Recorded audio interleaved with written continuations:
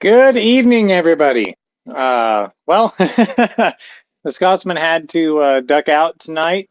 Uh, he's had some issues and stuff, so which most of you know. So I thought I would just jump in and do a stream, just see who pops up. Sent out a bunch of emails and stuff. So if anybody wants a link, hopefully I've got their email. I can send it to them, and we can get this thing going. And we can talk about whatever tonight. It's been a while since I've streamed, so please be patient with me. I'm trying to remember how all this stuff works.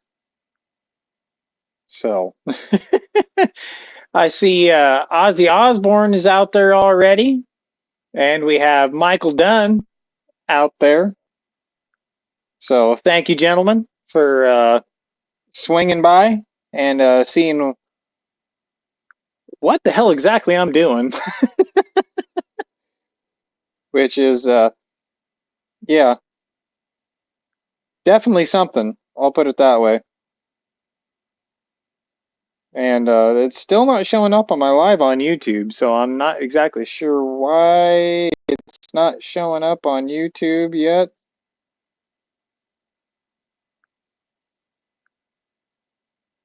Well, I'm still kind of an idiot when it comes to this stuff, but I should be live on YouTube. I told it to go live on YouTube, but anyway, here we are. So hopefully we get some more people. Got to keep my eye on the stage in the background here. I still don't see me going live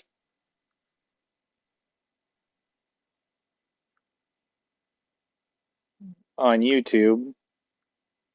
Still not sure why. Oh, fuck off. I guess we'll see what happens in the background. Oh, you're not on YouTube. Okay. Let's see. Maybe I did something wrong here. No, it says I'm live on YouTube.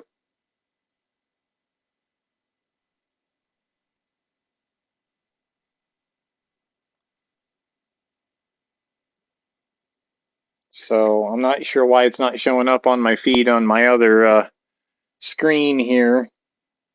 I've got it on my live feature, and yeah, it's not there. Hmm, interesting. Oh, Ozzy is on YouTube. Okay, well, apparently it's broadcasting to YouTube, but it's not showing up on my feed for whatever reason. Oh, I really didn't need to see that. Oh, cackling Kamala. Oh, it's not showing up on my phone for some reason. But oh, let's see here. Invite. Copy.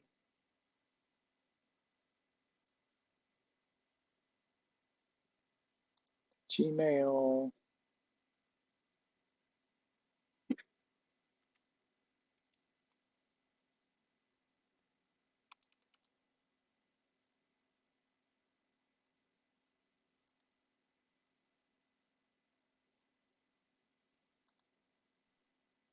We'll send that out.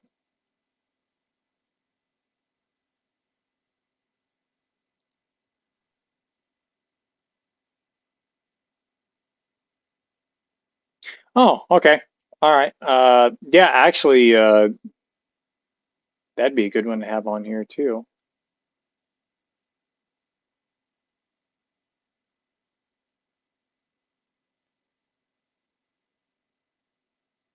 Yeah, I've got so many friends on YouTube now that I never remember to put all the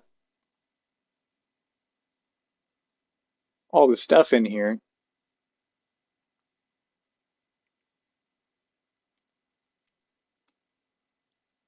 Well, that one's not coming up.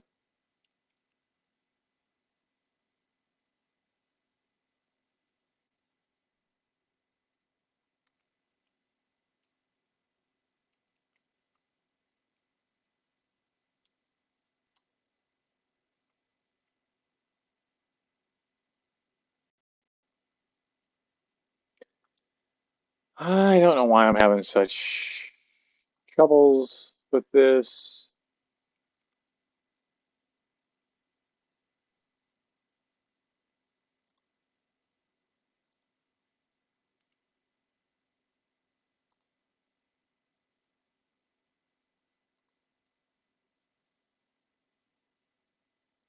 It's all sent out. I don't know. Must be doing something wrong here.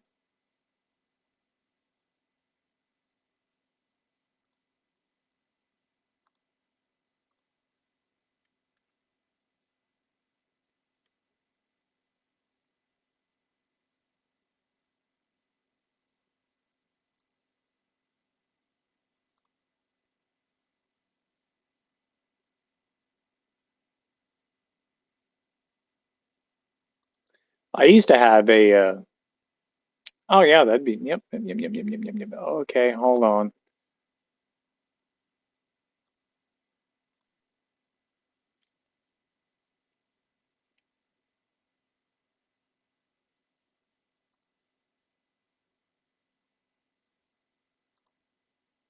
Sorry guys, I'm still sending out links. I should have had a better list put together.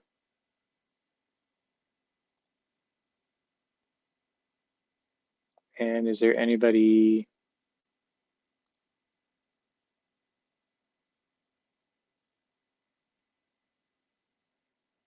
If there's anybody in the back, let me know just in case I am not looking in the right place. Like I said, it's been a while since I've actually streamed, so I'm kind of a moron when it comes to this.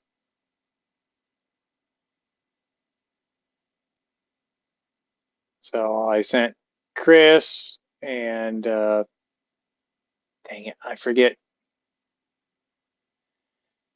Everybody's got different handles between their Gmail and their everything. Sorry guys, this was kind of an impromptu live because the Scotsman couldn't do it tonight. So I thought I might do a little bit of a fill in. Uh, I'm not taking over his spot or anything. I just thought I'd just jump in and we'd have a conversation. And there's Buck. Howdy, Buck. Thanks for dropping by. I could easily send him a link really quick.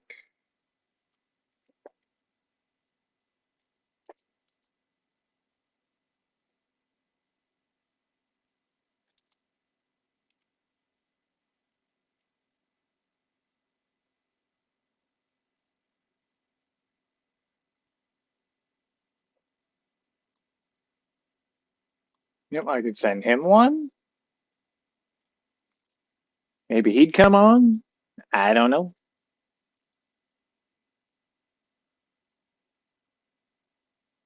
All right, guys, I'm just messing around tonight. I got a new system put up, kind of gutted, rewired, and just kind of doing a test.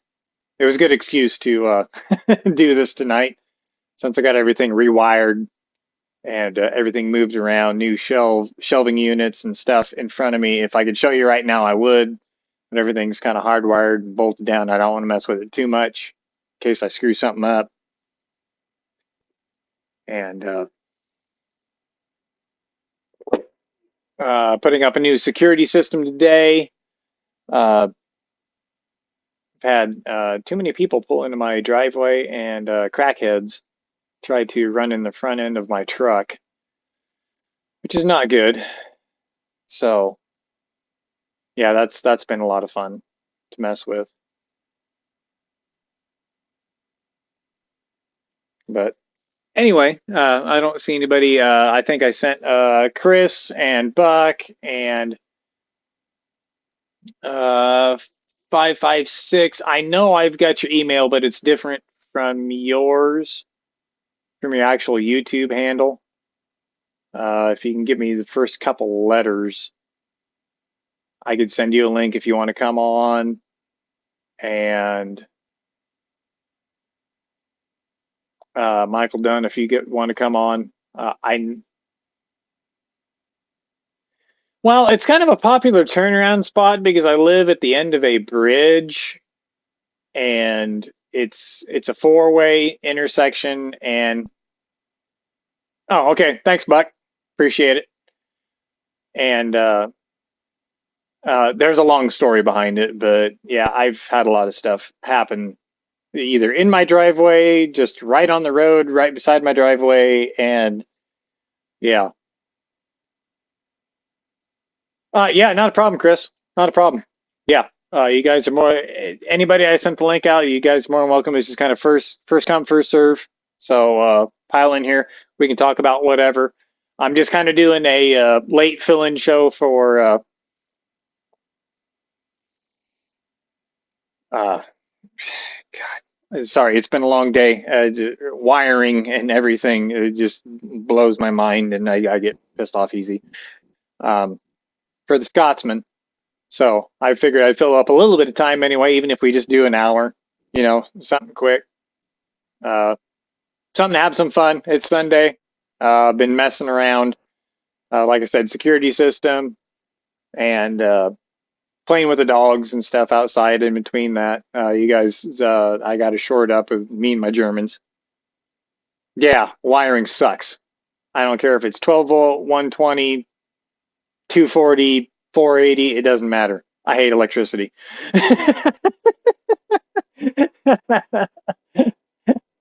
I used to have to do it all the time on combines and stuff when rats and mice and stuff got into them and chewed the wiring, and they'd start them on fire and everything, and have to replace whole wiring harnesses about like that big around. And man, it just pissed me off. Anyway, anyway, so out there on the chat, has anybody been to the range today or in the last several days? Um, let's hear it. And Moondog, I know you were out there earlier. Um, if you want to come on, let me know. I will throw a link out to you too. So it's all just kind of first come, first serve. Oh, yeah. Aluminum trailer? Yeah. Have fun with that. This sucks. It doesn't matter. I hate wiring, period. I used to have to do a lot of it, and it just ground outs and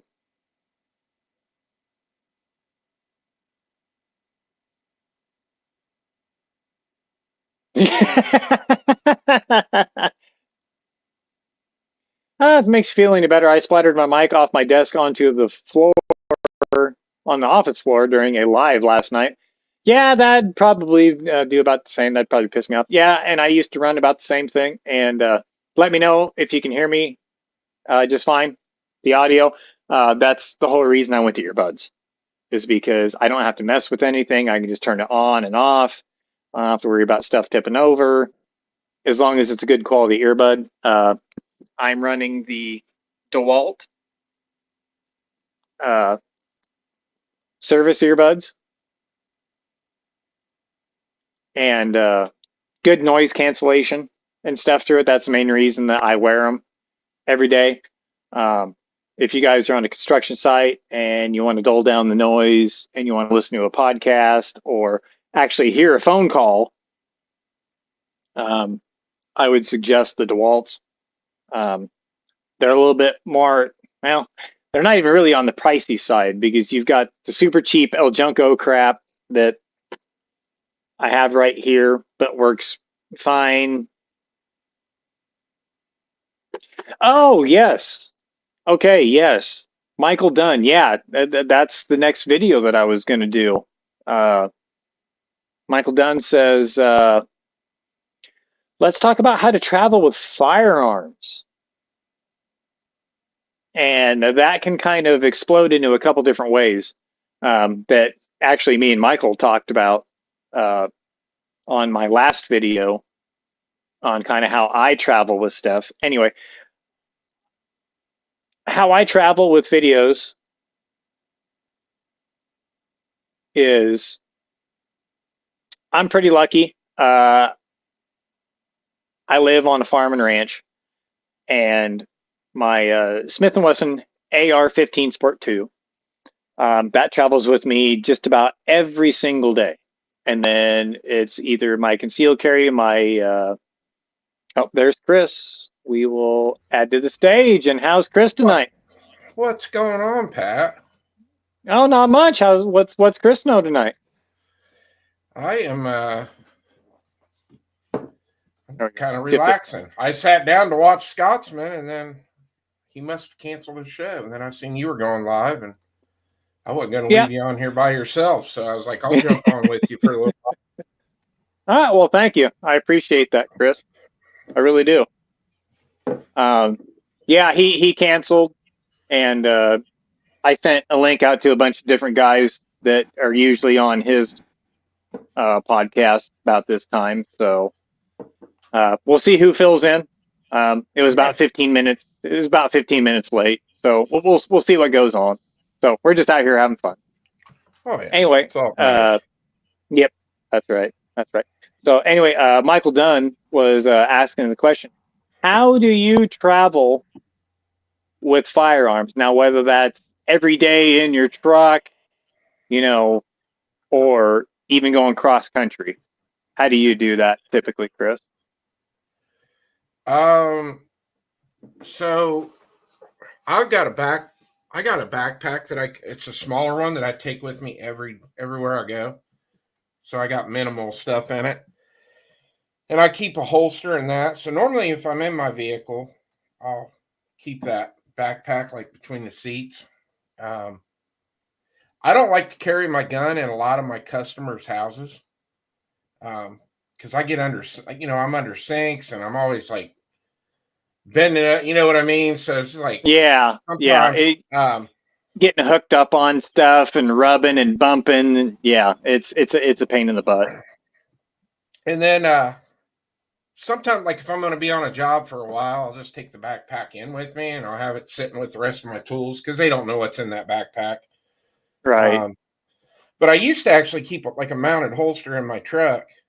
But I don't want people looking in there and seeing it and they're like, oh, let's bust this guy's window out of his truck and take his gun or whatever. So now I've been getting more into like carrying my backpack into the job sites with me. No, that's yeah. So it makes it nice because if I'm going to go into a store or I'm going in somewhere where I normally I'm not comfortable or I don't know the surroundings, then I can just grab my gun and my holster right out of the backpack, slap it on my belt and carry it, then I got it on me. So, but yeah, I don't like to, a lot of customers that I've been working for them for 20, 30 years. I just don't carry around them. I just rather them not see it. And a lot of times I'm in positions working on stuff that they're going to see it. So, yeah. Yeah. You got the atypical plumber's crack kind of going there. Yeah. No pun intended, but shirt's always up above your waist when you're going like this, working on something, or especially inside the waistband. It's gonna, and there it is. It's exposed. So. Now, as far as flying goes, honestly, I've never taken a firearm when I fly. I know a lot of guys will take them out to Vegas with them for shot, and I've just never put myself through the. Moo must be in the back, isn't he? And we'll add him right there. There he is. No, I've never actually. What's going on? How's Moo tonight? I'm doing well, man. Right on. So we got a third one to the chat. So go ahead, Chris. Finish up with yours, and then we'll move on down to Moo. Yeah, no, I was just saying I've never gone through the checking a gun and flying with it or any of that. So I don't have any experience with flying with firearms, so I can't comment on that one. What's going on, Moo? Good to see you, man. Hey, buddy. Nothing. Are we live on YouTube? Yes, we are. Oh, I can't show you then. Yeah. Unfortunately, yeah. Move. Don't do it. Not this one with the bipod, but this one with the stainless barrel. I can show you this though. The scope that I won from the Scotsman's fundraiser giveaway. Yeah.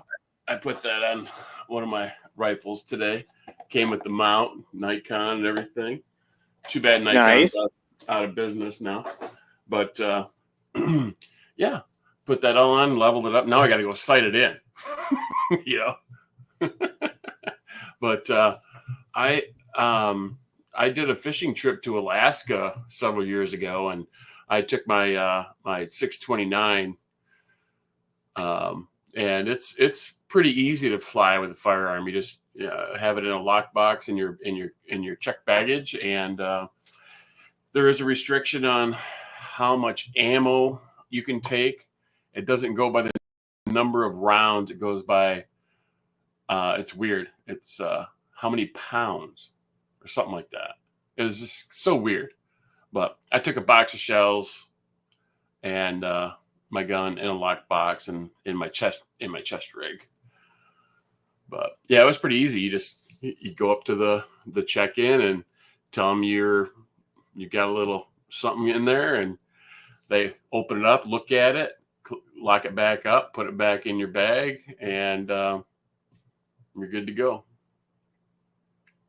It was kind of funny when the dude actually took my gun out of the lockbox and was holding it up, and everybody behind me was like freaking out. Like I'm going to get into it, But anyway.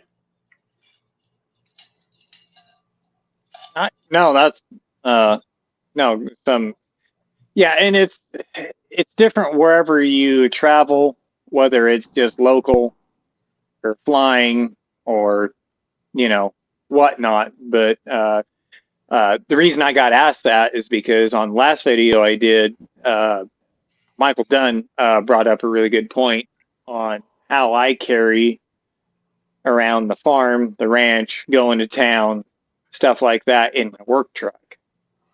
So basically what I do is I have a 2004 Nissan, and it's got the extended cab that has one seat in the back. It's a compact pickup. I mean, there's no other way around it. Works good for me getting in and out of places. Couple people in it, it works just fine. But what I did on the back wall on there, it's small enough that I actually put a gun rack in the back right there, and my wife made a cover that I can just flip right over it and cover everything up really quick. It's just a pull two tabs, whoop, and it just flops down right over the top of everything. Nobody can see nothing back there or anything, so it's all kind of covered up.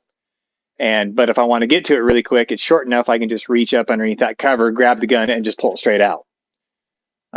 Which works great for like coyotes or the two-legged persuasion or anything like that. As far as like when I go to town or stuff like that, I've always got a pistol in the truck with me too. Usually on my property and everything, so I don't have to worry about too much about anything getting stole or anything out of it. But when I go out, I make sure that rifle's covered, the pistol's on me, and inside the waistband, is typically how I carry. And as far as Michael Dunn brought up a good point earlier, as far as containers or lock boxes or something in your vehicle, I do not have one, just because if I'm going to go that far, it's either going to be locked up in my toolbox that's bolted, locked, and it's got even better locks than my pickup does, and it's tucked away inside of a bag. If I can't carry on body with me into somewhere, you know, and it's one of those diamond plate and it's got a double latch, double lock. You know, somebody's going to have to whoop on that thing pretty hard, and it's going to raise a lot of alarm to get into that thing. So, and it's all sealed, so I don't have to worry about dirt and dust and rain and stuff getting in there. So, yeah, I'm a little bit more different than what people carry. So, just because I own a lot of property, and I kind of get to do my own thing, which is really nice. Which, you know, kind of Chris does too, because you know he can kind of carry how he wants to as long as it's kind of concealed. Nobody's going to mess with it. You know, all he's got is his employees around him. So, you know, and they know, hey, that bag, mine, don't freaking touch. Kind of one of those deals. Exactly. What kind of Nissan you got? A Frontier? Yeah.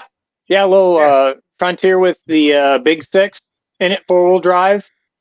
That's what I got, an 01. Oh, nice. Yeah, I have not buried that thing yet. And I've been in and out of pivots, and I did do the upgrade, and I got a little bit bigger tires.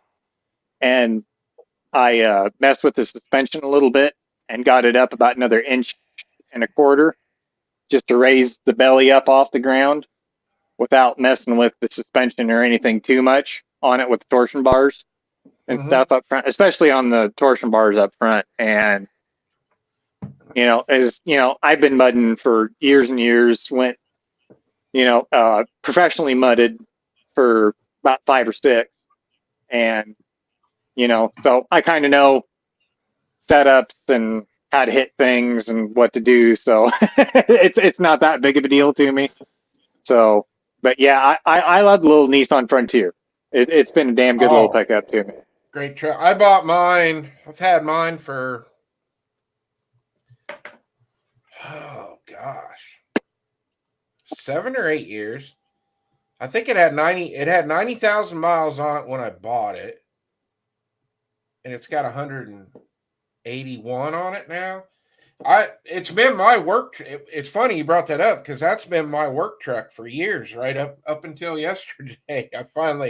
I've been trying to find a van for a little over a year now. And yes, Friday night I finally found one that was set up exactly how I wanted it. So I went and picked it up yesterday. But yeah, I love the Frontier. They're great trucks. What kind of van? Sorry, I was saying hi to Justin out there. I bought a 16 Ford Transit E250. The problem was a lot of them guys, when they trade them in, they take all their shelving and everything out of the back. So I've been trying to find one that had the shelves and a ladder rack and all that. I finally found one that was set up how I wanted it. So I got a really good deal on it. It was about 1 hour and 10 minutes from the house.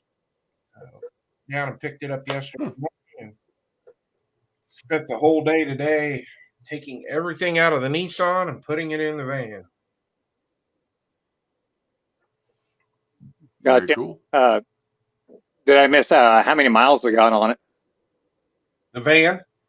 The Nissan. 181.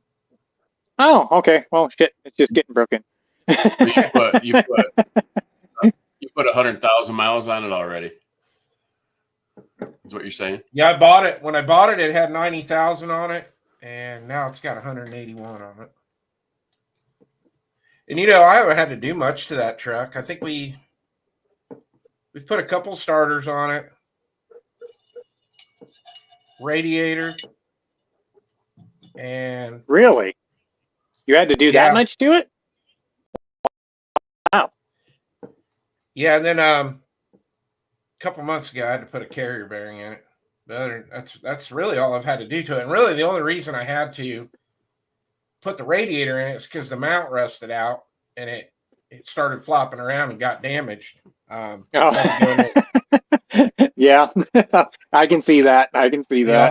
Ohio's not easy on vehicles. Yeah, there's a reason they call it the Rust Belt. We are the Rust Belt. Sure.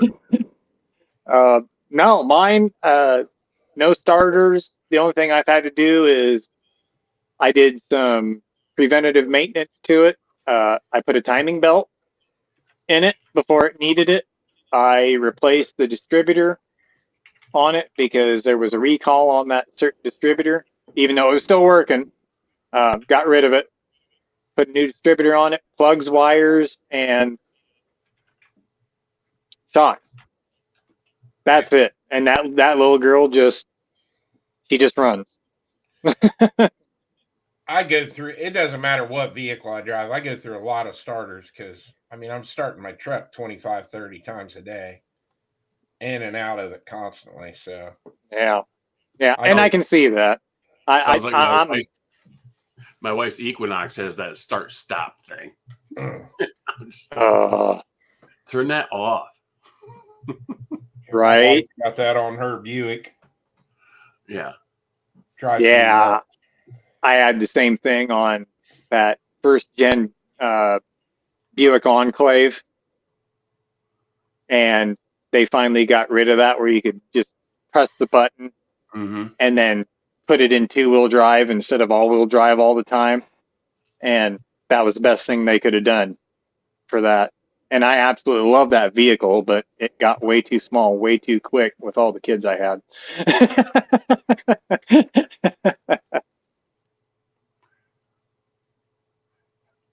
So I saw But today on Dunham's weekly flyer, they've got the Heritage Rough Rider on sale with a rebate.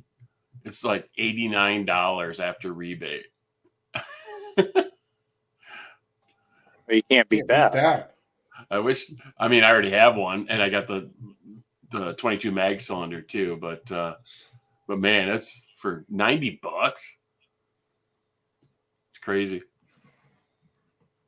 Oh yeah, speaking of good deals, Chris, they do have Meade Ammunition has the 55 grain back in stock right now, 450 for 179 acorns.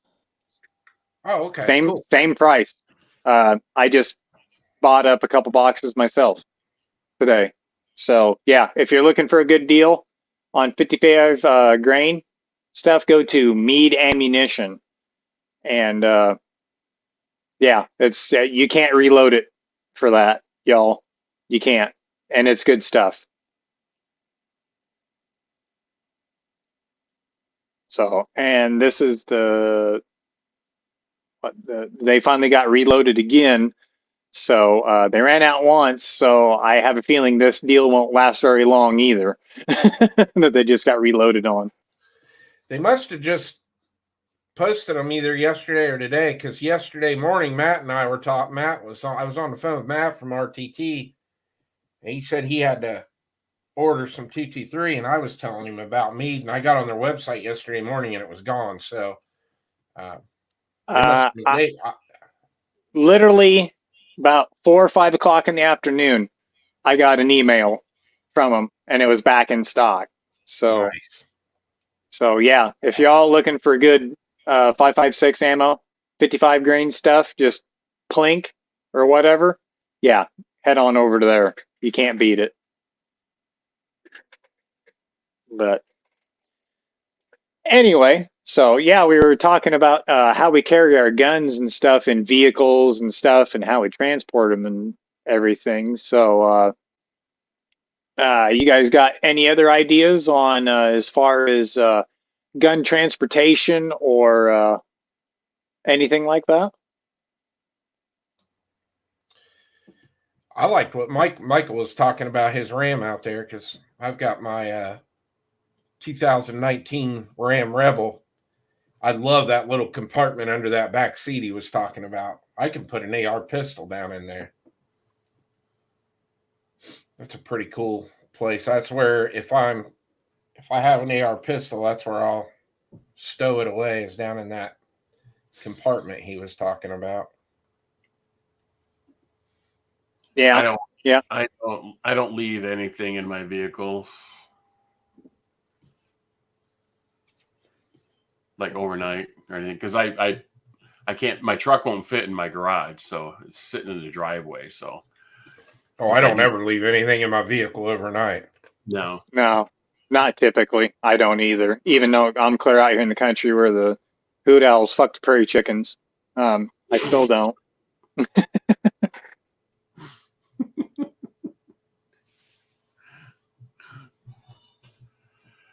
We'll highlight this one. Any thoughts on interior roof racks for long guns only while traveling? Has anybody ever ran a roof rack right above them? I've seen those. They look pretty cool, but I've never done anything. They're kind of like a molly attachment up in the ceiling of the truck, but I've never bought anything like that. I had the rear window gun racks back in the day. They used to have my 870 was in the back window of my 79 F100 when I went to high school.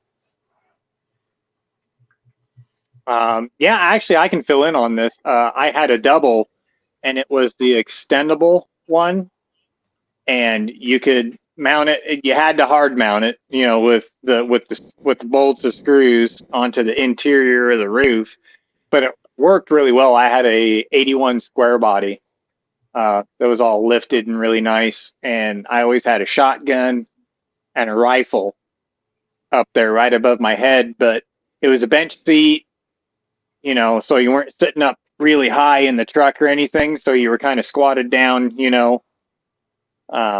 It worked really well. I mean, it was really solid. It had the telescope, so you could put it into a smaller truck, or you could put it in, hell, you could even put it in a damn semi if you wanted to and stretch that thing clear out and, have it in a big truck. And it worked really well. And I never should have got rid of it. Because it worked that well, and because there was a couple of videos after I got rid of it. Some guy had mounted it to the floor and then put it to the ceiling right in the center of his pickup, and he had a shotgun and rifle just right there off the transmission hump and everything going up to the roof. And I was like, oh man, that would have worked perfect for like a coyote hunting rig, or just deer hunting, or whatever. And the mounts on there, if I would have been thinking about it, they were bolts. If a guy would have taken 2 quick pins, with the little the balls on the end of it, and just snapped it out, the guy could have taken that mount right out and left the mounting hardware in the roof and on the floorboard, and it would have been gone. Because all it was a 7/16 3/8 bolt running through there, and 2 quick pins would have got rid of that mount. It would have been out of your road if you needed to get rid of it real quick. So I wish I never would have got rid of it. And it was like kind of a high dollar one too at the time. And all I had was a Remington Model 11 and what was it? Oh, my Henry. My Henry was in there too. So worked good. No chatter as far as it making a bunch of noise. It was all foam padded with the double thick Velcro strips and everything on it, and it was secure. I mean, I'd hit cow paths and everything with that. Not a problem. Not a problem. Even right over my head. Well, actually, I rolled that pickup. Had 2 deer come out in front of me one night, and one came. I missed the first one, hit the second one, and it must have done something to the right side tire when I was cramped clear to the left, and it just rolled that big pickup over on the top. Thank God I had a roll bar in the back, but they never came loose. And I rolled clear over and back up on top of my tires, and they never came loose. So I wish I could remember the manufacturer of that, because, man, that was a good, solid gun rack.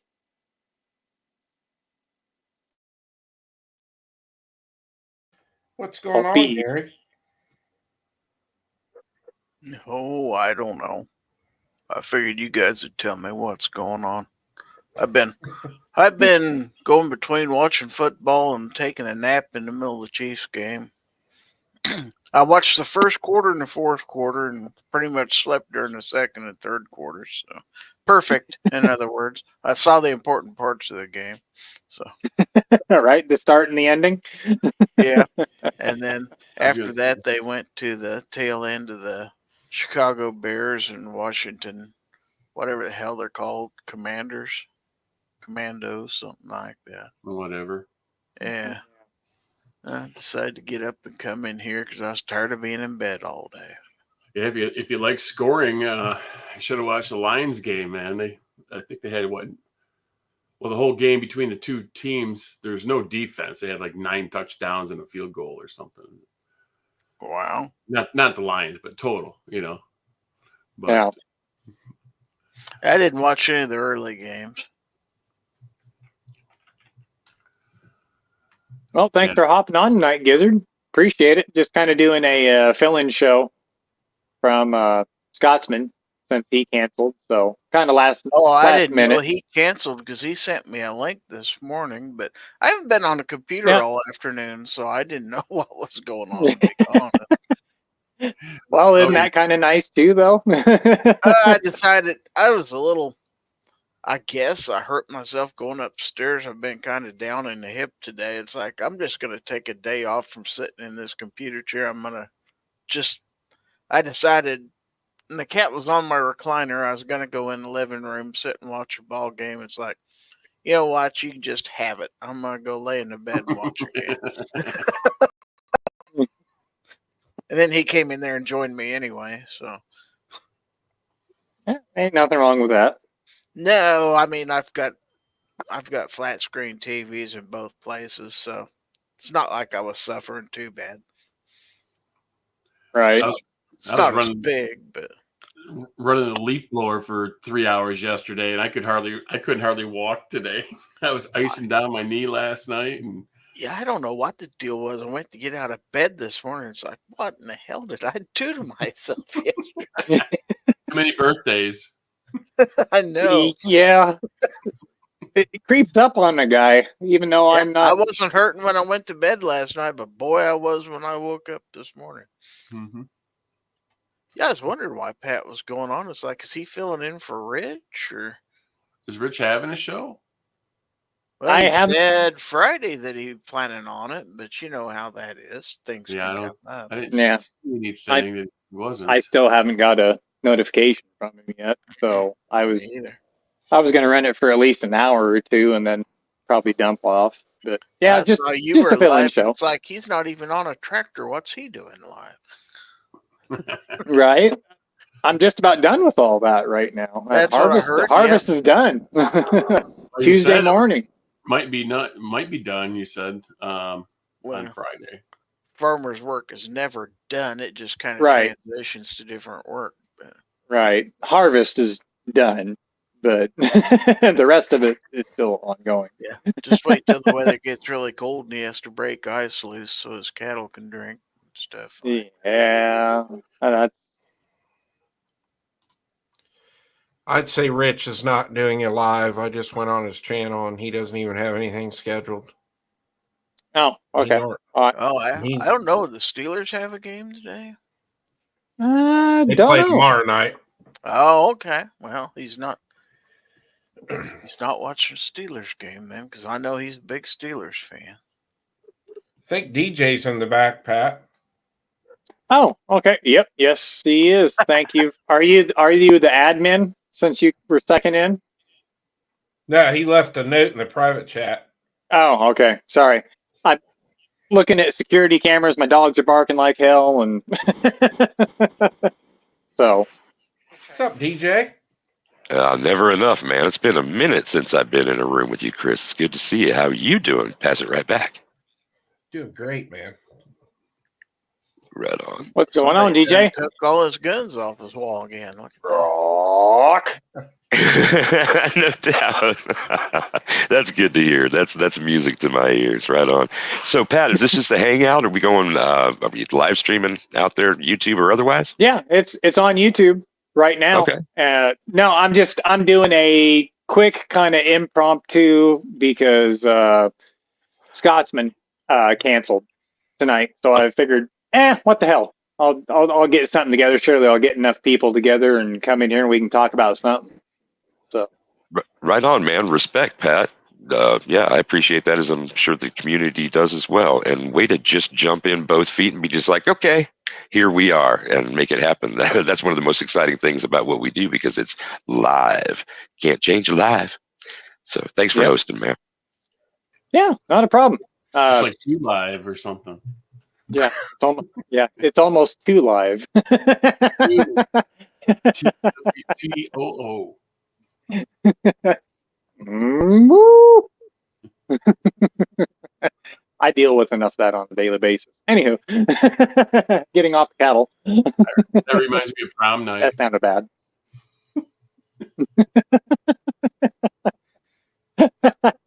Yeah, I put my foot in my mouth on that one. Anyway, what the hell?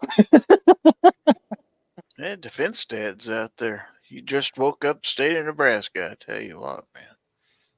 Well, I could, and then I could just need Travis in here now. And Sandhill. Right?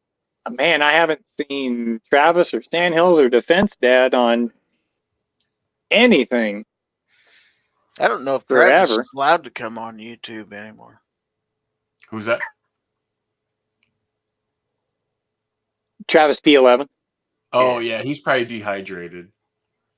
Probably. And here's Buck.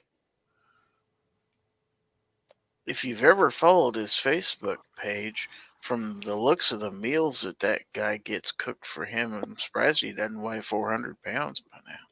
Well, she is cooking like keto meals and stuff, though. The burgers that he just had, was that today or yesterday? I mean, yeah, but I'd eat it. What the heck? Oh, yeah. It's better than what I got in this house. We had a 3-pound pot roast last night. It was pretty good. Oh, man, I'm watching all these food commercials on the ball game, and I'm like, yeah, you guys suck. I don't have any of this stuff here. So if there's not a more intense topic, what's just been mentioned kind of makes me think, well, what is it that I enjoy on game days? And, Pat and I know certainly what it is in Nebraska, those, snacks or things that are featured at the stadium. And so for me, it's a restaurant called Runza and another called Valentino's. There's also the Fairbury is the name of the company. So Fairbury hot dogs, and they're tinted a red. Red Hots kind of deal. Those are big parts of the stadium experience at the University of Nebraska-Lincoln. So, I'll pitch it to maybe Gary. Let's grab another state. Are there some traditional kind of things like that, since we're talking a little bit about food, a little bit about fall, and a little bit about football? Around here, I don't know if we have any, specific to this state. Hot wings are pretty popular around here on game nights and stuff like that. Pizza, that kind of stuff, but nothing local. Of course, I'm in a small town. We don't really have anything local, and if we did, it wouldn't be open on a Sunday anyway. So. What about the man from Michigan? What you got, man? Were there like what stadium foods when you were in school? What'd you get? What you got? Oh, hot dogs for sure, man.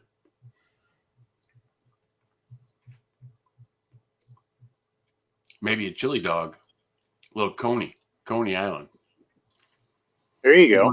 You go to Detroit, there's a Coney Island on every freaking corner down there. Ain't nothing wrong with that. Ain't nothing wrong with a good chili dog. No.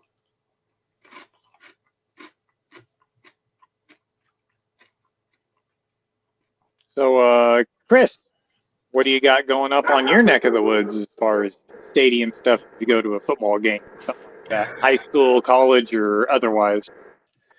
Buckeyes Stadium's pretty boring. You just got your normal hot dogs, pizza. Those hot dogs DJ was talking about, those were popular down in Cincinnati when I lived down there years ago.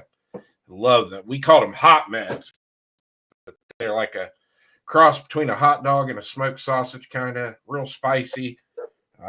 Man, I love those things, but you can't get them up here in like Central Ohio. But down in Cincinnati, every store's got them. Yeah. DJ brought them up. Now I'm like, man, I haven't had one of them in like 20 years. I want one now. All right. The follow-up question for you, man, is how long is the drive if you wanted in that college spirit, that young man spirit, that we're going to road trip to get those things, man? How many hours away would that trip be? Cincinnati's, I can get there 2 hours and 40 minutes. It's not a bad drive. I'm like right in the middle of the state, but kind of up north of Columbus. So I can be to Cleveland in 2 hours, Cincinnati in 2 hours and 40 minutes. Columbus, Columbus only takes like 50 minutes for me to drive down to Ohio State. So sounds like a great position in the state to be in, to be able to reach out like that, just a couple hours to hit cities and in those directions. We're a little bit more barren out here, a little sparser. But I like to, when people want to know about Omaha, I like to say, well, I'm 3 hours from Kansas City, 8 hours from St. Louis, 8 hours from Chicago, 8 hours from Denver. Does that help? And I like that range because that's it's a day's drive for most people. You stop, do something maybe along the way. But Buck, I haven't heard your voice yet, man. What about like stadium food or things that are peculiar to your region that you like? Shit around here is just chicken wings or anything deep fried. You name it, they deep fry it. So Right. Well, since I know Buck is kind of the connoisseur of dirt racing, kind of like what I am too, since we all kind of come from that background, I'll ask you this question. What is your favorite dirt track food when you go to a racetrack? Bud Light.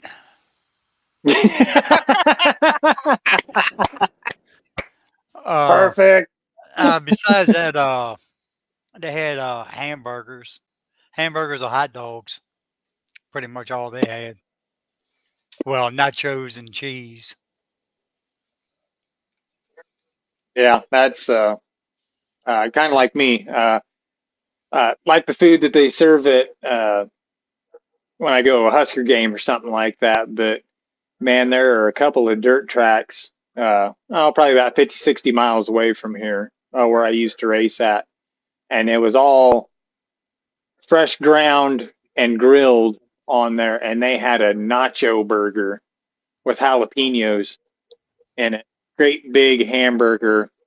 They put nacho cheese with grilled or sauteed jalapenos in with nacho cheese sauce and bite into that. Oh man, that was good stuff.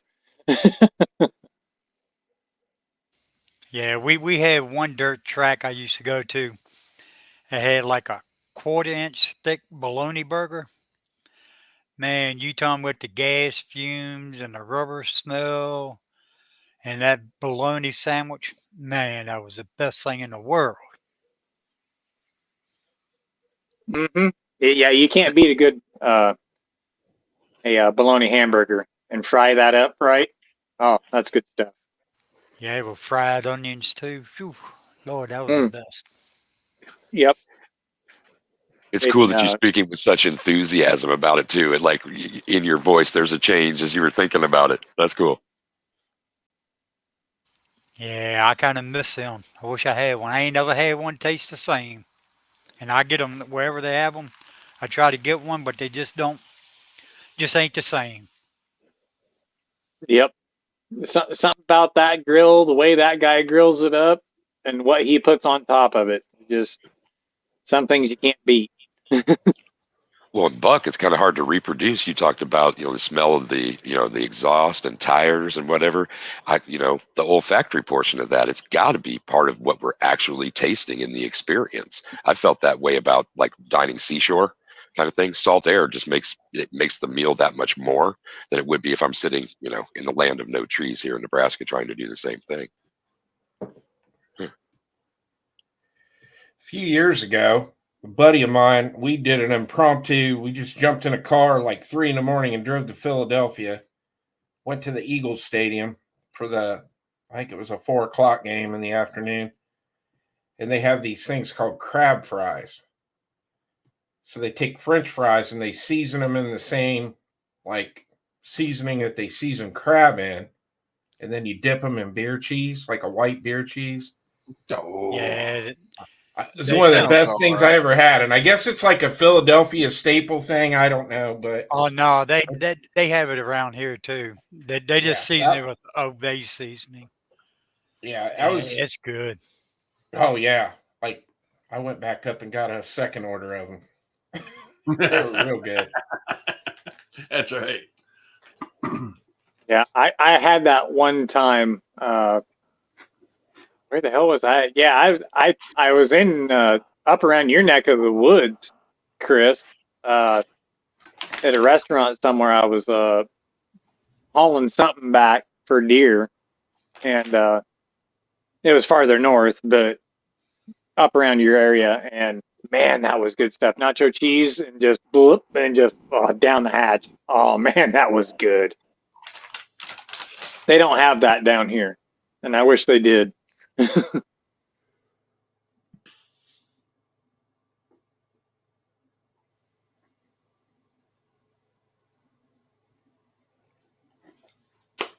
But anyway, so yeah, working around back around the horn. Moo, is there something that you miss that you wish you could get around your area that you had?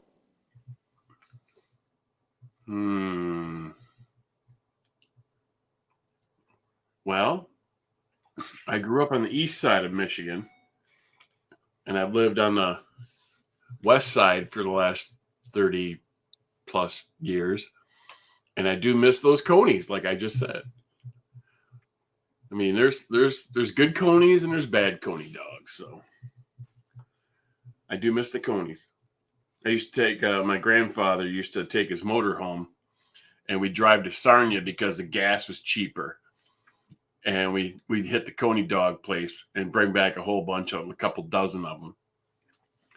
And I'm like, we're driving an hour and a half one way to save a nickel on gas, and then you buy us a bunch of conies and drive back and burn all the gas.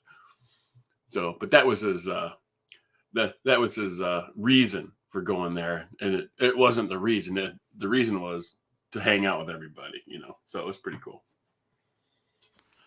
So it all boils down to Moo misses the wieners. With chili. Ouch. Perfect, Buck.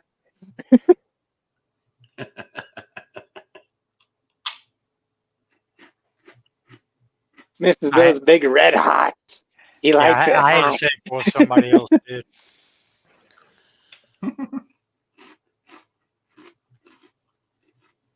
Oh, that's funny.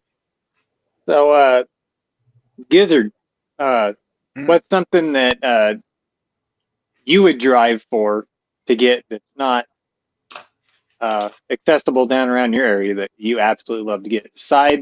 A side or a full meal? How far do I have to drive? Well, let's just say a couple hours away. Just something that you miss, or even just something that you miss that you wish you had in your area. What We'll put would it that be way. worth a 2-hour drive? Let's see. The steak and cheese down at Tulsa Gun Show. That might be it. I was thinking more along the line of Chicago style pizza. You can't get that around here anywhere. Way to Yeah, go, Buck. I was Now I want a thinking- Philly cheesesteak from Tulsa. Oh, they're good though. Oh, Yeah. so good. They are good. I was thinking you might say the pound of bacon from Hugo's, but you can That's make good a pound too. Of bacon. You can make the same pound of bacon at home. So Ain't nothing wrong with a pound of bacon, because if a pound of bacon can't put a smile on your face, then you might as well just get off this chat right now. I'm telling you. It's true.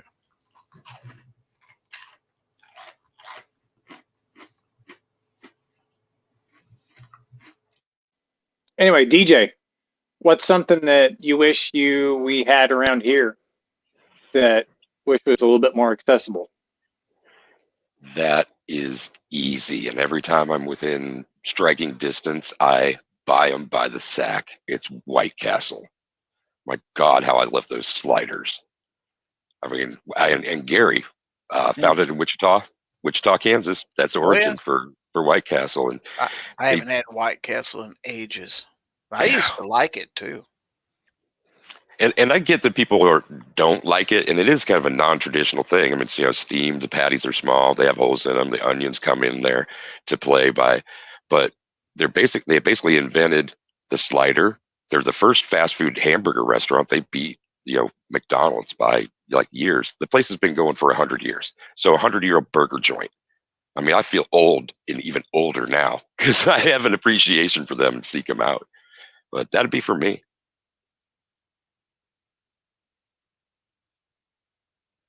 Now, I almost said White Castle because I grew up in a little small town. I grew up in a middle class family. Working at White Castle. And God, please, no hopes or aspirations or inspirations or anything. Please, just I'll boot you right now. back in the day, the nearest White Thank Castle you. was about an hour drive, and that would be a treat too. We'd go get White Castle. So you want to be Harold or Kumar? I'm ready to go. I want to be what's his name? Doogie Howser guy. Okay. Remember when he jumped in the back of the car? I do. And what did he say? I don't remember, man. I'm just cracking up about the idea. And we made love in the back seat. There's stains. You can see them. I hope that's a quote from the movie and not what happened this weekend, Pat. What do you got going over there? No, that's it's close. It's close. But Who was in the tractor maybe. with you, Pat? My wife. Good answer. Sure, one of those calves. I showed her the calf, but Neil Patrick Harris. That's what I was thinking of. yeah, Doogie Howser, MD. And he jumped in the back of the car and said, "Where is the fill in the blank? Where's all the blank at?" It rhymes with pussy.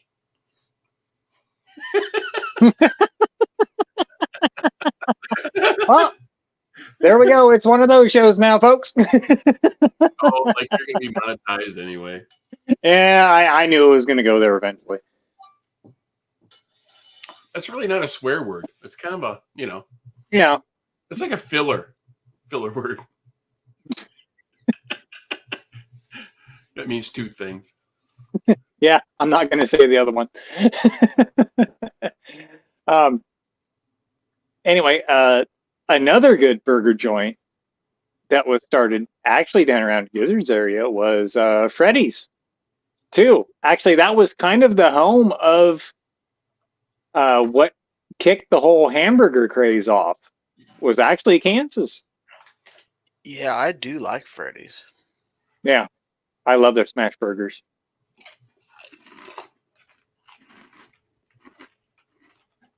But yeah, that's almost kind of the epicenter because you've got White Castle, you've got Freddy's, and if I'm not, was A&W started down there too? Don't know about A&W. Pizza Hut originated in Wichita. Yeah. So yeah, a lot of good fast food came out of Kansas. Our A&W root beer just shut down. We've had one here in our town for years. They just shut it down probably Oh, 2 months ago.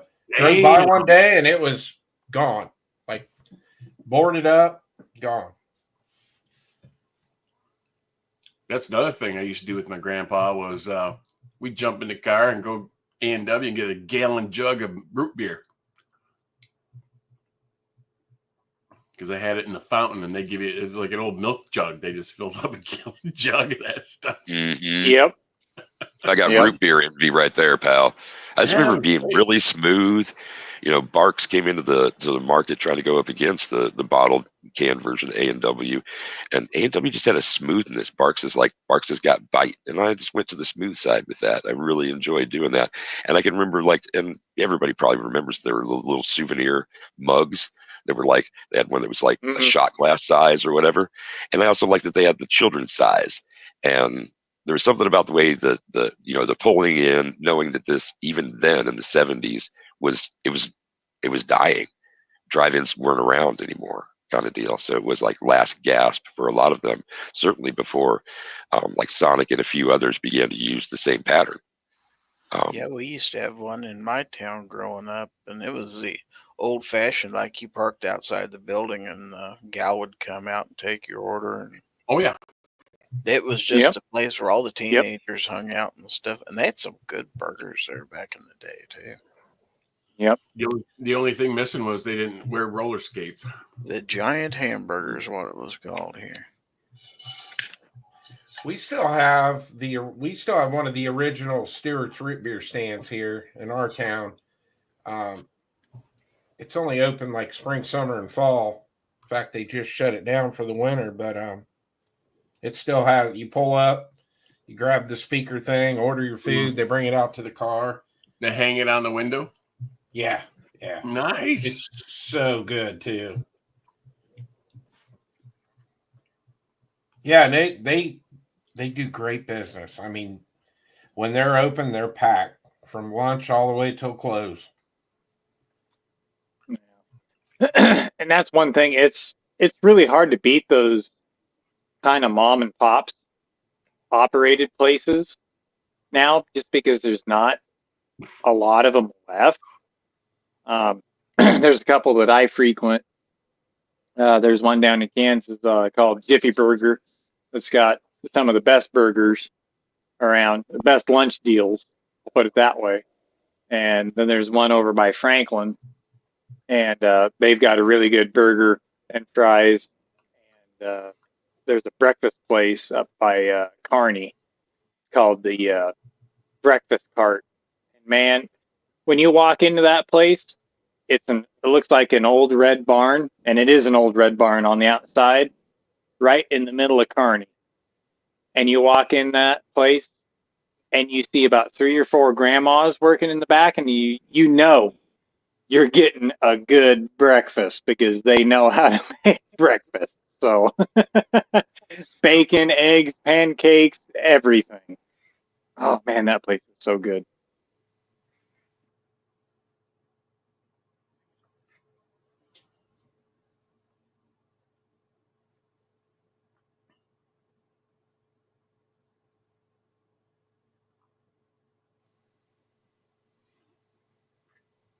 But anyway, well, I suppose getting off the food because now I'm starving. Well, you made me order pizza. Thank you very much. Did you order one? Yes. What'd you get on it? Everything. An extra cheese. A supreme kind of a thing? Yes, sir. On thin crust from Casey's. I'll allow it. Yep, I'll allow it. They deliver? Yes, they do. Oh, even better. Right. Like the Casey's gas station? Mm-hmm. Mm-hmm. See, that's one thing I wish we had around here. We don't. When I went to Iowa for GunCon, we stopped at Casey's and got a breakfast pizza, and that was one of the best breakfast pizzas I ever had. I hear a lot of good stuff from Casey's, but I think what was it, Snob? He doesn't like Casey's. Am I right on that, Gary? Yeah, but I wouldn't base be your embarrassed entire or review of something. the franchise based on him. He doesn't like Sonic either. And what's with the Buc-ee's cult? Like, that's nuts. And Yeah, part of it is the nuts, I guess. Like, I haven't been to one yet, so I'm not trying to judge too harshly, but damn, people are really, they can be vociferous about their You allegiance. talking about my shirt here or what? Oh, are you wearing one, man? Oh, you are. Goodness. I hadn't peeped that. That's funny. He's the cult leader. That's right. I will actually drive. I'll plan my drive if I'm going south to Tennessee or whatever, because Bucky's is like 5 hours is the closest one. But I will plan my drive to get there during breakfast time so I can get the brisket tacos. They are so good. The breakfast, what they're called, the brisket breakfast taco or burrito or whatever. Man, they are good. What did they have Bucky's down in Tennessee? No, Richmond, Kentucky. So I'll drive right past it on my way down. Because I was getting ready to call them up because they skip right over goddamn Arkansas. If they had one in Tennessee, I wish they would come down here. Well, Justin, I would love to, buddy, but I don't think we're going to have GunCon in Iowa anymore. Really? Yeah, I think that was the last one. He said he outgrew it, so he can't. He's looking for another place to have it now.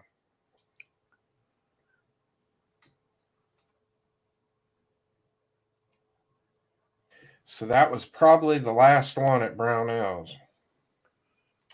And that kind of sucks because that's kind of right in the middle of the, kind of right in the heartland, right there. Yeah, it's going to, depending on where he has it next year, it'll depend on whether I'm going to go or not.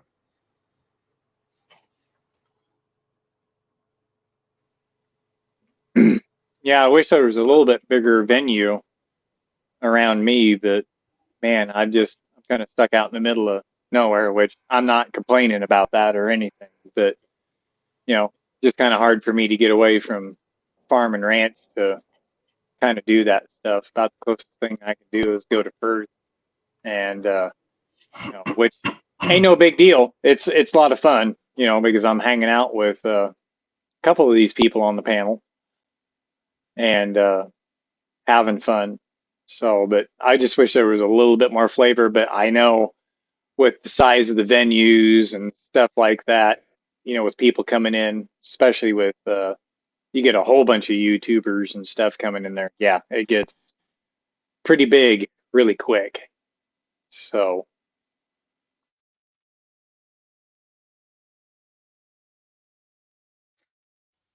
I know this is like a really local sort of thing, but Pat, the Sandhills Global Event Center, you think that's a capable venue for for Brownells and Turkey? I highly doubt it. No doubt. Actually, the reason I interjected with that, and I'll pass right back to Chris, is it's so funny that basically it's like a state or county. It's more a county fair. It's like a county fair kind of grounds, and they do have livestock events and gun shows and the like there. But they dubbed themselves a global event center, and so I just found some amusement in that. So I'm sorry to have interrupted you, Chris. Back over to you. Oh, no, you're fine. No, that was my first gun con, and like the gun range was so congested. They just had like the companies, like their tables were touching each other. So, and then on, I think it was Saturday is when they let the people who bought, like the public come in that bought tickets.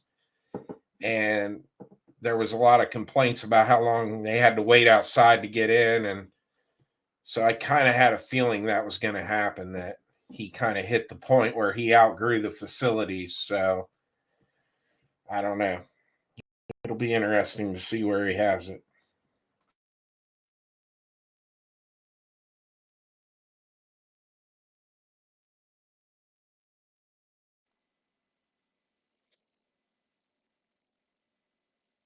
Yeah, and that's one of the things that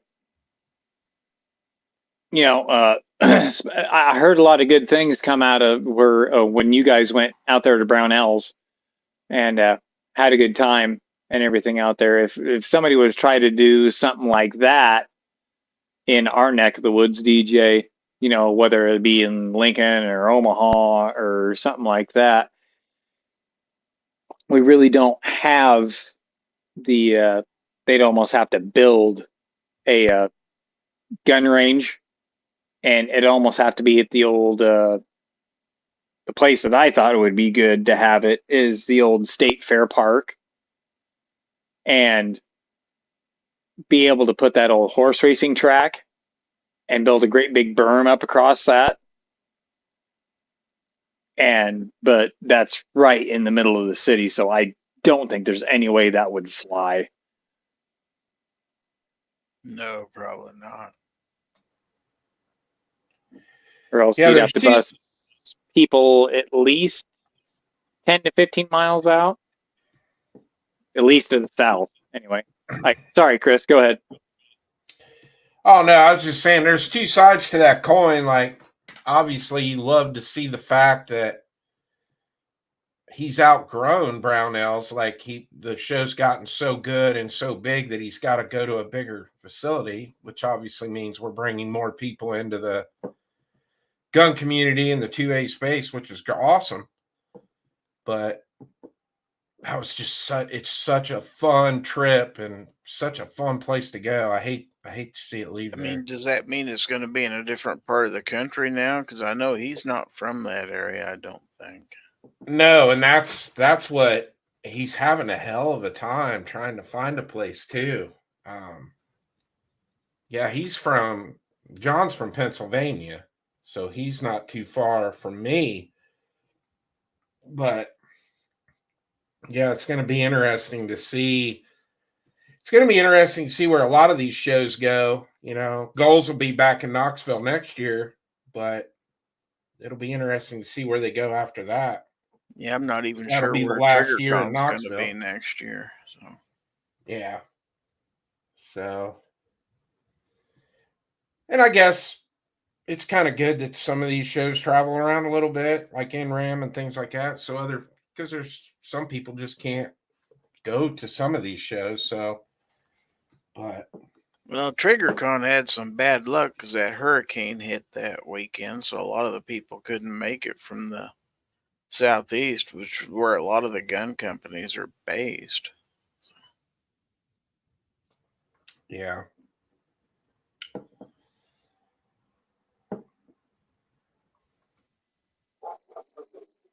Yeah, and that's kind of one of the things versus I'll say the static ones that are usually held and everything's getting bigger versus the mobile ones that are getting bigger.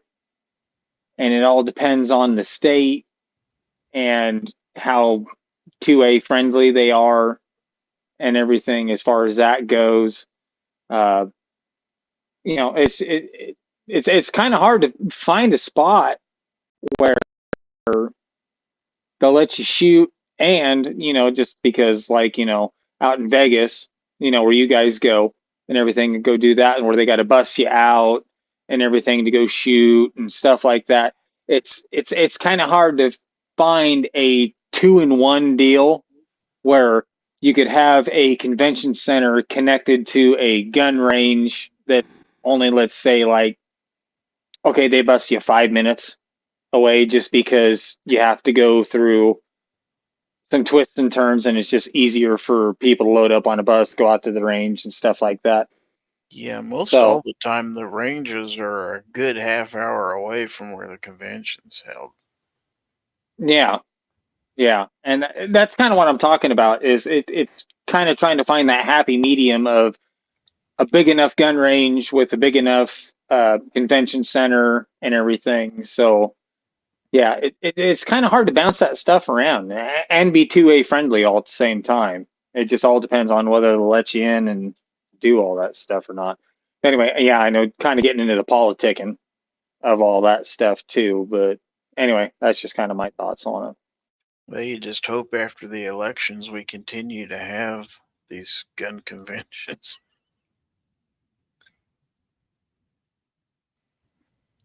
Well, I'm sure it'll be a gun convention, but it might be in a different kind of conventional way. Yeah. I hate to say it, but You I'm know, hoping not. I got my fingers crossed, but we'll know yeah. here in a couple weeks. Yeah. Yes, we will. I'll be right back. I gotta let my dogs in. Hillbillies out there. Seen that.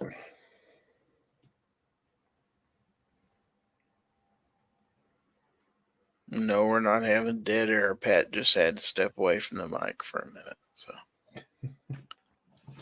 guess it's up to us to provide the entertainment. So, I guess so. maybe Buck could sing for us or something like that. I don't know. No, my singing days are over. Sweet Caroline. Why was that the first song I thought of? That was ridiculous. Yeah, please don't let this thing slide so far backwards that we're doing really bad off-key karaoke for a small Country YouTube audience. road, take me home. To the place I belong. belong. Yeah. If you're gonna do karaoke, there's got to be a little No. bit of alcohol involved first. Yeah, yeah. Try a couple shots. Mhm. then At we least. can talk. Yeah. Yep. Thank you, Gizzard. Mountain Mama. Yeah. I would have had more people on, but the first thing when it'd been a little while since I'd come on the StreamYard, and you know they did the up pricing on everything, and they tried to get me to upgrade to go to what is it, 10, if I remember right, Giz, to hold on the panel, if I'm remembering correctly. Yeah. Yeah, and they were trying to horn me for $44.74 Yeah, it's ridiculous. a month. And I was like, whoa. I was like, no, that's not what I signed up for. And I put it on 1080p, and I had to knock it back down to 720 to not have to get onto that. And I was like, oh, Christ. So anyway, I was like, no, this is just a fill-in show. I'm not going to go $44 just for possibly one show this month. So Yeah, I canceled my StreamYard when they did that. Because I think I was paying the $50 a month for the 1080p and all that stuff, and it went up like, I don't know what it was, $80 some a month if I was going to keep the plan I had. And then even to drop down to the $25 plan, it was $45 or something like that. So I just dropped it. And I haven't been doing any live shows anyway. Well, I paid by the year, so I was already paid up through next July. So I'll be good until then. Then I got to figure out where, but I won't be staying on it once my plan expires. That's for sure.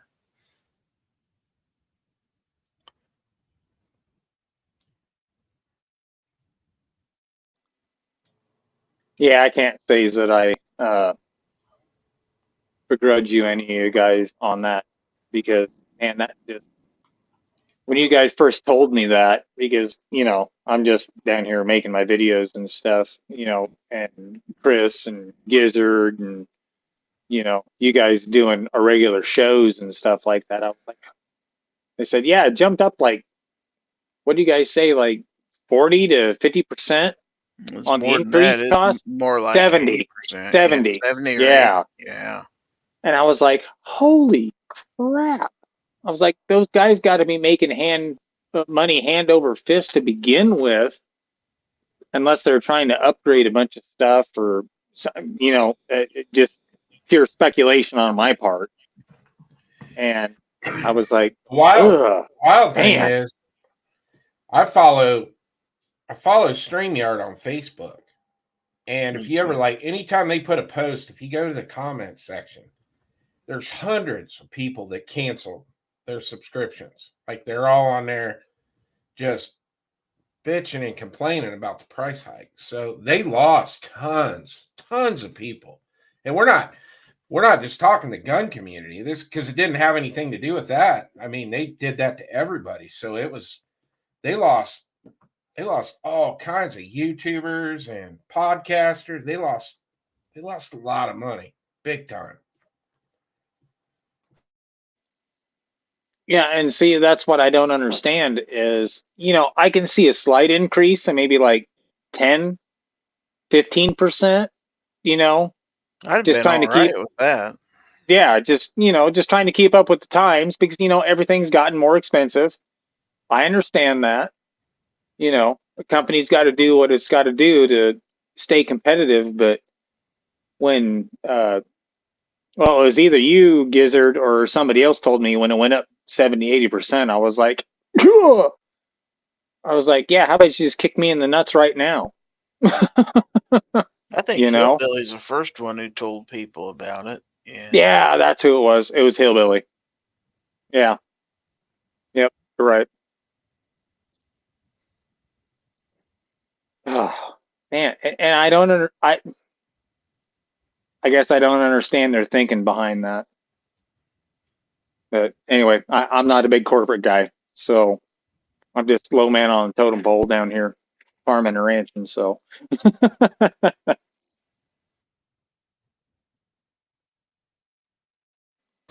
Well, wasn't it, Gary? Wasn't the biggest thing that they got bought out, right? A new company bought Mm-hmm. StreamYard out.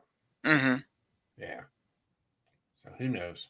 I'm sure they got something up their sleeve for what they did. Well, supposedly the company that bought them is notorious for buying other companies and then immediately upping the rates and driving off a bunch of their customer base. It's not the first time they've done this. So maybe they bought it just as a tax write off. I don't know.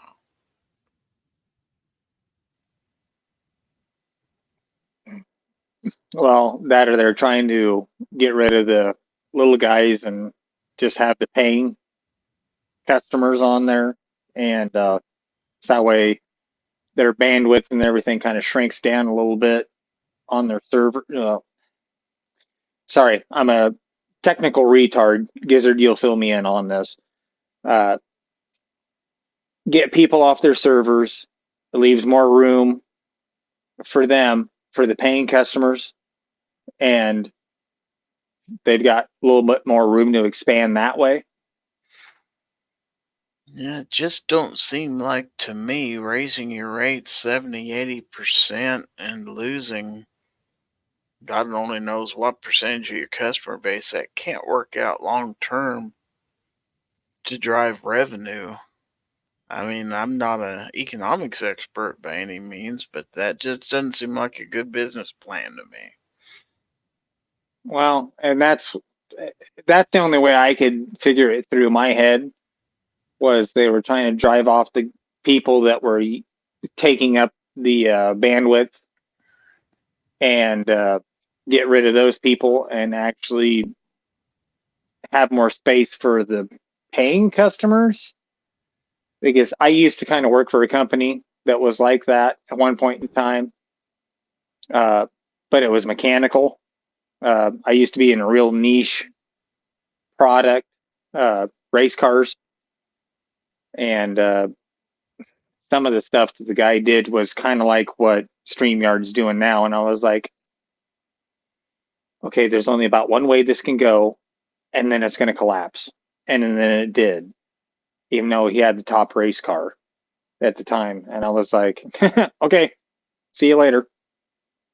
So, yeah, that's about the same model. And I was just like, there's no way this is going to work. So, anyway, that was just my thought on it. So, anyway.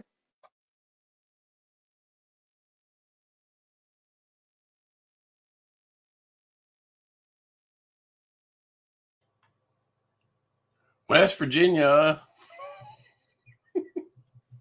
Mountain Mama.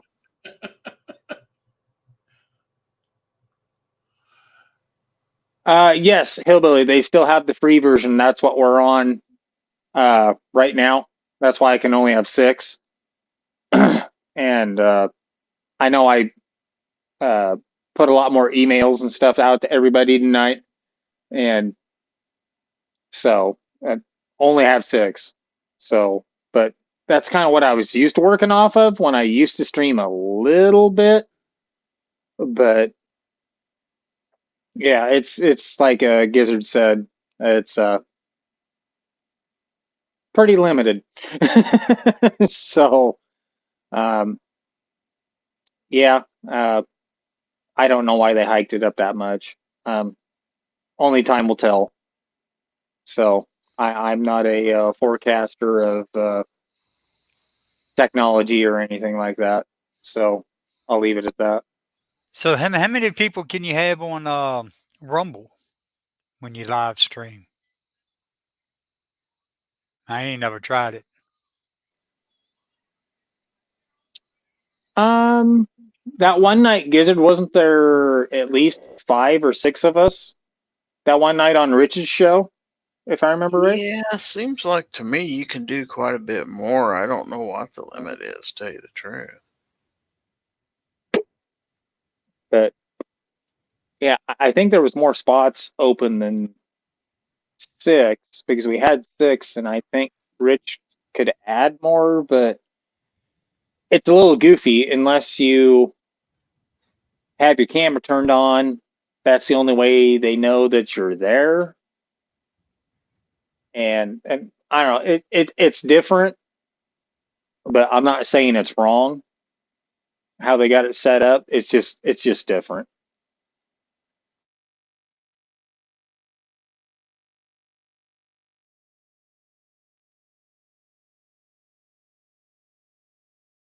I'm trying to think of what a lot of people are going to. I know Clover has switched over to the Streamlabs, I believe. A lot of people are doing Streamlabs now. Streamlabs? Streamlabs. Oh, Streamlabs. Okay, LABS. LABS. Okay. All right. Almost sounded like the first time you said it almost sounded like lambs. So, but that's Well, probably it could my audio. be Streamlabs, but I don't think so. Well, I'll eat lamb chops tonight. Which ain't bad. That's pretty good stuff. It's all right. Can't beat beef.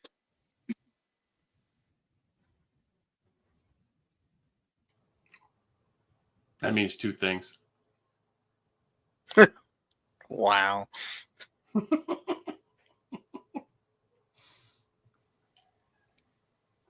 Well, Chris, what do you say?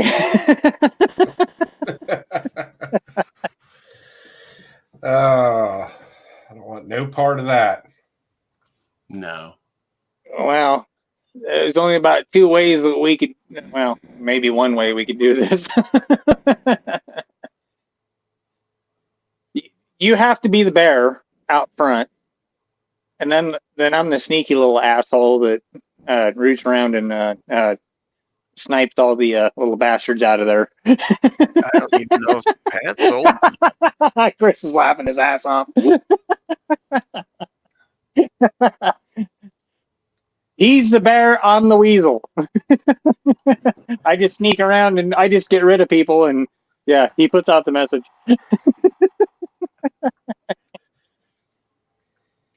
I'm the little tunnel rat. I can handle a lot of stress, but I wouldn't be able to handle that job. Good Lord.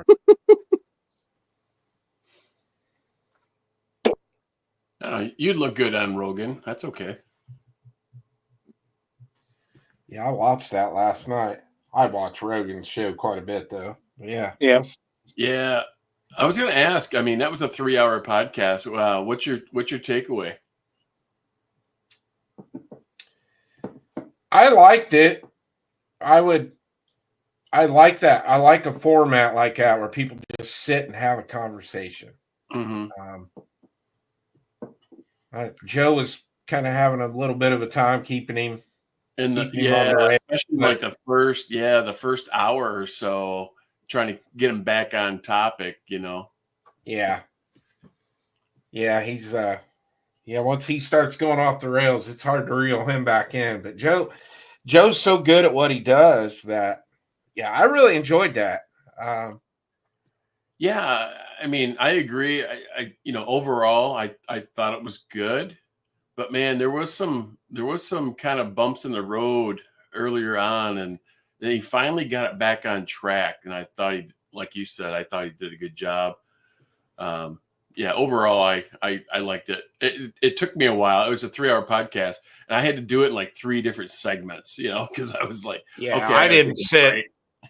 Yeah, I took a break too. It's funny because you brought that up. I wanted to see. So I checked it, I believe at about 3 o'clock this afternoon. I think it was sitting at 22 million views. It's almost hit 31 million views now. Yep. Honestly, I think that was probably one of the smartest things Trump has done, because people that hate him are going to go watch that. Yeah. And people who love him are going to go watch it. And people on the fence are going to watch it. Yeah. And that's not something that we normally see. I mean, if he does an interview on MSNBC or CNN, we know what's going to happen there. They're just going to hold his feet to the fire and just slaughter him the entire time he's on.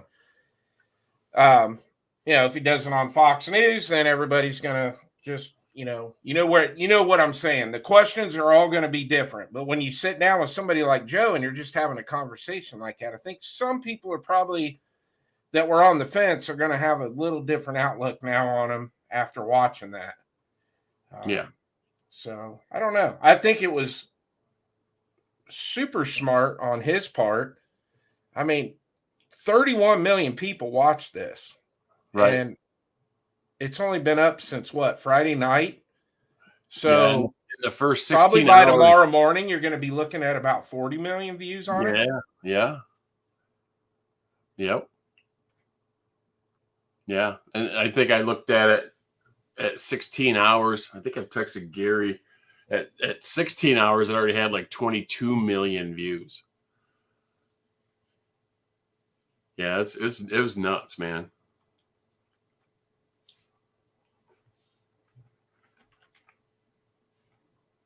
Yeah, since we're on that topic, what do you think, Buck, on the Joe Rogan thing with him being on there? I don't know if you listen to him or Joe Rogan or anything at all, but do you think that was a good move? Yeah, I think it was a good move. I haven't watched it yet.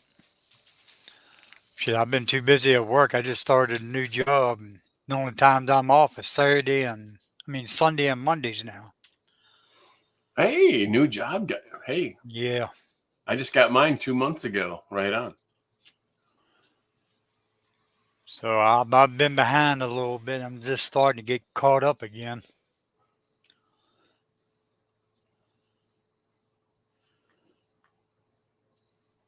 No, no, I think it's everybody. I think it's a good watch, but just my opinion. But anyway, DJ, have you got to catch it yet, or anything, or what do you think?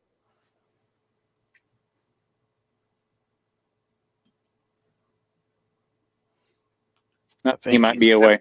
He's got to be away. Yeah. So Gizzard, I don't know if you watched or listened to Joe Rogan or anything, but hold what on, do you think? I got somebody at the door. Okay. Oh, I know what that is. Well, yeah, the pizza. Yo, pizza's here. Pizza guy. You might want to come back to him. I think his mouth will be full for a little while. Yeah. Well, go ahead, Buck. I was on DJ. Well, I guess I'll go ahead and fill in. Yeah, I listened to the whole thing. Yeah, it was 3 hours, and the guy likes to weave. Here's one thing about Trump. Some people don't understand, and I've noticed this ever since he was president for the first time. He likes to weave other stories into it, and then he brings it back around to that story. That everything kind of comes back into that, and I understand that because the guy is a talker. He likes to put other stories that might connect to that and bring it back around.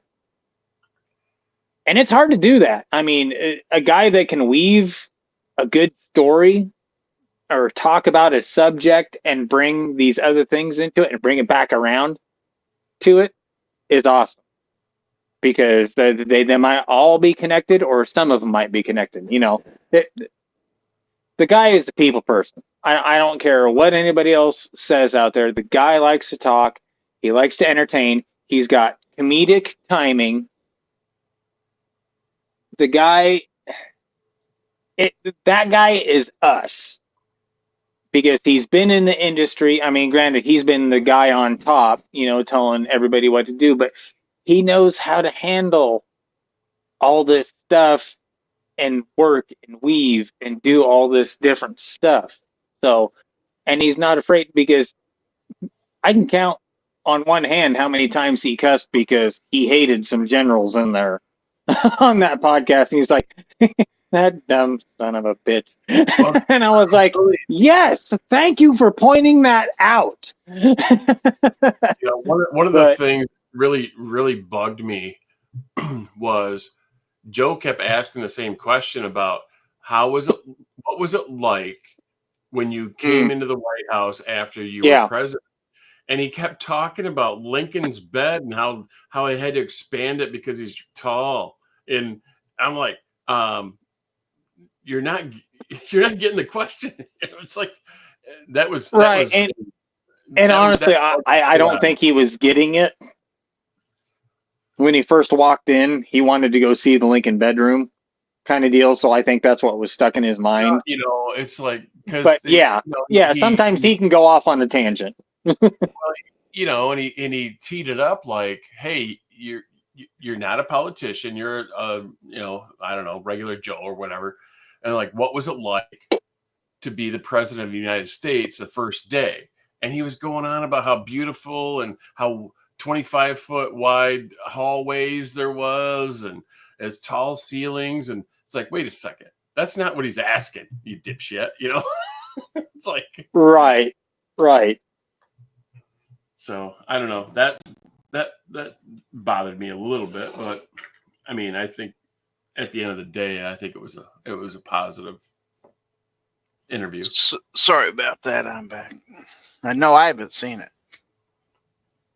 No, it's good. I mean, because really, compared to other presidents, and I'm not trying to hype up the guy. It's just from what I've seen from the time that he was the first time president and then sitting out to now. He's a regular guy with a business versus everybody else that's up there. Somebody that knows how to run a business and can talk to normal people.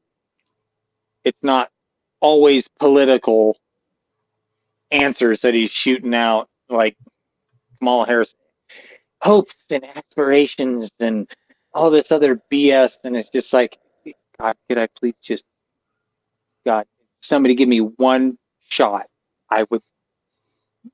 Yeah. Anyway, I'm not going to go any further than that because I'll probably get put on another list. But anyway, but no, I thought it was a good interview. I really did. Yeah, the first hour, it was kind of hard to wrangle him in, but Joe's good at wrangling too. So, and he got him kind of reined in and got him kind of pinned down on everything. And he's got the same concerns and everything that everybody else does. I mean, as far as the environment and everybody trying to overregulate it and oil and, just everything that this country could be is just literally somebody slammed the e-brake on as soon as Biden got in there. But anyway, that's just my 2 cents. When he ran for office the first time, my impression was as soon as he won, he was going to step down just so he could say, I told you I could win. I figured he's going to step out. I didn't think he was going to go through with it. Because he ain't never been in politics before that I know of. I know he hung around them. But.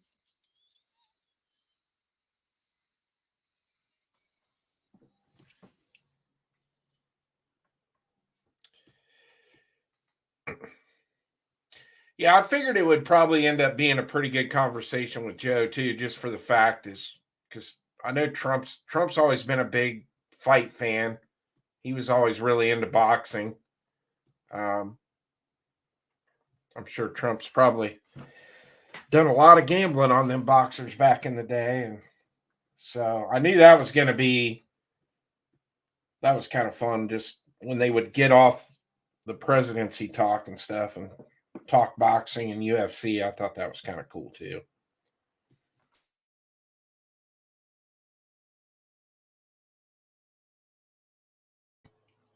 Yeah, like how he mentioned he mentioned Khabib a couple of times. That was kind of funny.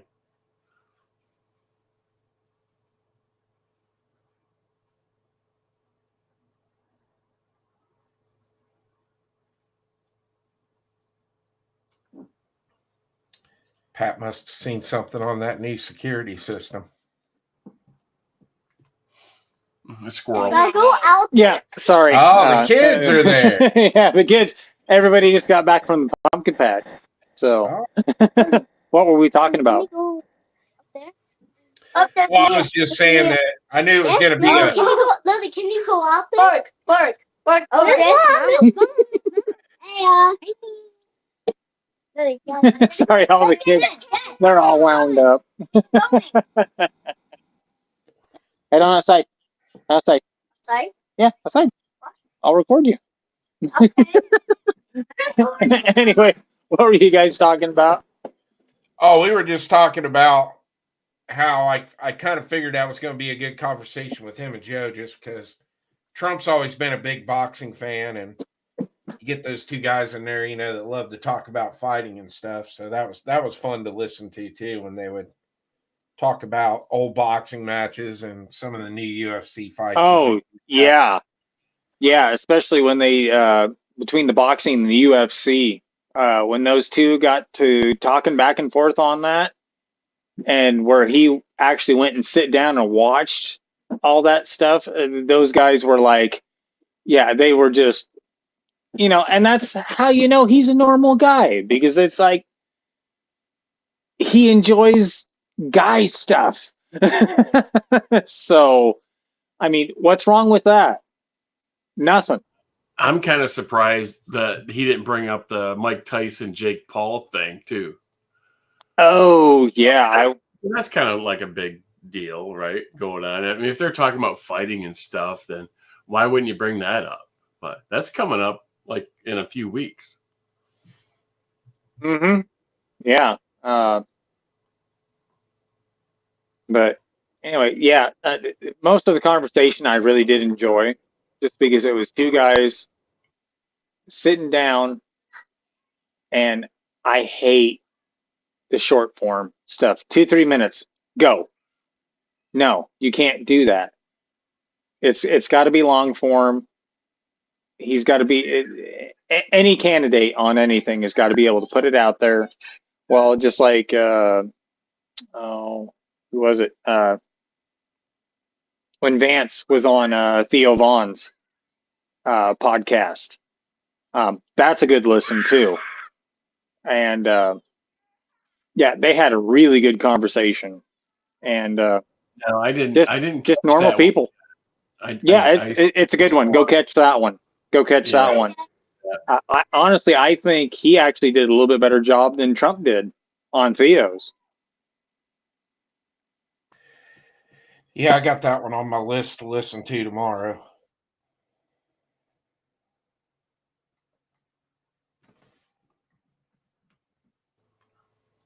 Theo, man, that dude, he's funny.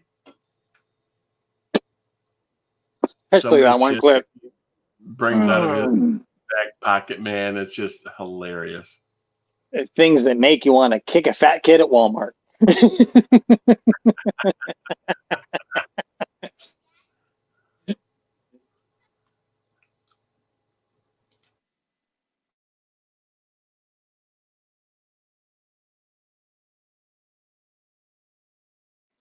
But anyway, no, I think we'll go ahead and wrap it up.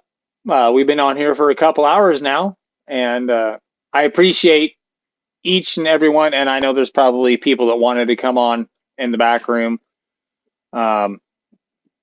Just didn't get to you. I apologize. But anyway, we'll go ahead and start wrapping it up. It's, yeah, actually almost right at 2 hours. And well, we'll go ahead and wrap it up. We'll take it around the room, and we'll take it to Gizzard. Got anything new coming up or anything you want to share? I got a new knife came in on Friday, so I'm gonna do a review on that this week. My normal live stuff. Members chat on Wednesday, and then Foul Territory coming up on Friday. So I'm probably gonna take some of the knives I did videos on last week and make shorts out of those. Thank you. too. So I'll be upstairs. try to have some content out there for you. So yeah, thanks for having me. Well, I definitely appreciate you coming on, Gizzard. I know it was kind of last minute and everything, so definitely appreciate it. So, No problem. yeah, next in line. Let's go. Will we going left to right, right to the left, top to bottom, Oh, over? you under? know we're going with the one that rocks. All right, man. What I want everybody to do is have a great rest of the evening. I hope that everybody's week gets off to a rocking start, to be a little bit cheesy about it. But no, take some time this week to do something for yourself. Not being selfish, but taking care of something that is good for you. Something like stopping by and taking a look at something that you'd like to get in the future, or thinking about something at least that projects yourself past the week and the difficulties and all the political bullshit and everything else. So I hope it's smooth for everybody. Be safe, have fun, carry your guns, and rock. I'm out. All right. Thank you, GJ. I definitely appreciate you coming out, brother. Always do. So we'll move on down the line. Fudd, aka Buck. Got anything going on? Yeah, I'm off tomorrow. It's still my weekend. I feel sorry if everybody got to go to work Monday, but I'm going to the range. I got some 223 ammo I made up. I need to test out some 6.5 Creedmoor and some 6.5 Gruntle. So I'm gonna try to video some of that. I'm gonna use my chronograph for the first time. Either I'm gonna use it right or shoot it the first round. So heads up on that. So, but that's all I got. I'm gonna try to make some videos tomorrow, get some out, and I ain't done one in a while. So that's about it. And thanks for the invite. Hey, man, no problem, Buck. Thank you for coming on for this pop-up show tonight. So definitely appreciate it, brother. Thanks for coming out. I really do appreciate it. So we'll move on to Moo. What do you got going on, brother? Damn, man. Nothing. Just looking forward to another great week with my new job. So, yeah. Thanks for the show, man. It was fun. Good to see everybody. Yeah, no, it was fun having you on, man. I know we get to see each other every once in a while, but always appreciate you having you out. Even though it is just a pop-up show, just having some fun. Oh, yeah. So that moves it on to the next guy, Chris from the 740. What do you got going on, brother? Thanks for having the show, man. This made my day. I was glad you did this. Like you said, I came back to watch Scotsman, and I saw he canceled, and then I saw you pop on, and I appreciate you sending me a link. I had a lot of fun. It's always fun hanging out with you guys. Some of my favorite people on YouTube on this panel tonight. So I really enjoyed that. As far as you guys want to hang out with me, 8:00 Eastern Tuesday night, I'll be on Ghost Tactical's Armed Citizen podcast. So that's where I'll be. Thanks again, Pat. Appreciate you, brother. Hey, man, not a problem. Thanks for jumping on such short notice. Man, I kind of like these pop-up shows because you never know what's going to happen. it's kind of unexpected, a little bit wild. So yeah, so yeah, always a good time.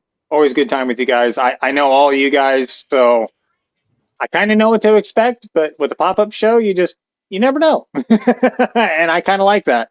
I like the inability or the unexpected feeling of what's going to happen. Is somebody going to say pussy, or is somebody going to say something else, or you just never know. You never know, and that's what I like about it. But anyway, I want to thank the side chat out there for coming out on such a short notice. I know we had as many as almost about 16, 17 people, which is pretty dang good for a pop-up show, just out of the blue. So, which I was really surprised. So, thank you, side chat, for showing up. We all know a lot of the same people out there, and a couple that we don't. But anyway, thanks for showing up. But anyway, everybody, deliver your taglines. We're about out of here. So say it now. Rock. Am I the only one?